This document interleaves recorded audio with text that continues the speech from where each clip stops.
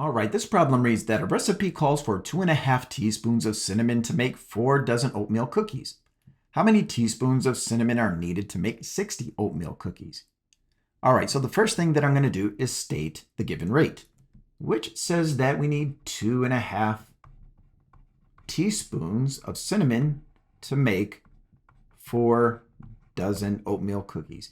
And our job is to figure out how many teaspoons are needed to make 60 oatmeal cookies, which, by the way, is equal to 5 dozen cookies. Now remember, with proportions, our rates have to be consistent.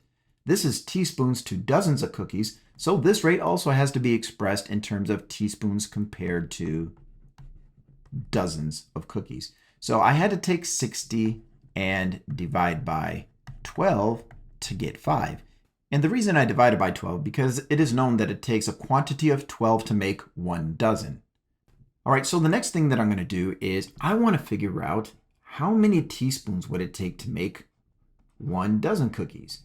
A nice strategy for solving any proportion is to figure out what your unit rate is. Because if you know the quantity for 1 of something, you can then scale it up to, say, 5 of something.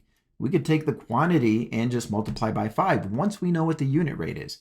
So what I'm going to do is take the numerator and divide it by the denominator. That is how you change any rate into a unit rate. So let's go to the side here and take 2.5 and divide it by the denominator of 4. And that is going to convert to 5 halves. That's renaming this mixed number as an improper fraction. And we're going to divide it by 4. Now remember, when we divide fractions, we have to keep, change, and flip, or write the reciprocal of the second fraction. Now, if we multiply straight across, we get 5 for a numerator and 8 for a denominator. So we would say that we need 5/8 of a teaspoon to make 1 dozen cookies. Now what we can do is scale that up to make 5 dozen cookies. So going from 1 dozen to 5 dozen, that would increase by a factor of 5. So we can take our numerator here and increase that by a factor of 5. So let us go ahead and take 5/8 and multiply that by 5 as a fraction that is 5 over 1, and that would give us 25/8. And if we divide 25 by 8 to turn it into a mixed number, that would give us 3 1/8.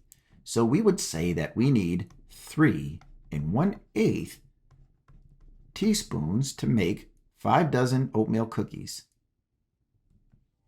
Hey, I just want to say thanks for checking out this math tutorial. Please don't forget to hit that subscription button and enable notifications so you can be informed as I upload new math tutorials to my math channel. Until next time, this is Shane Masonette with Masonette Math.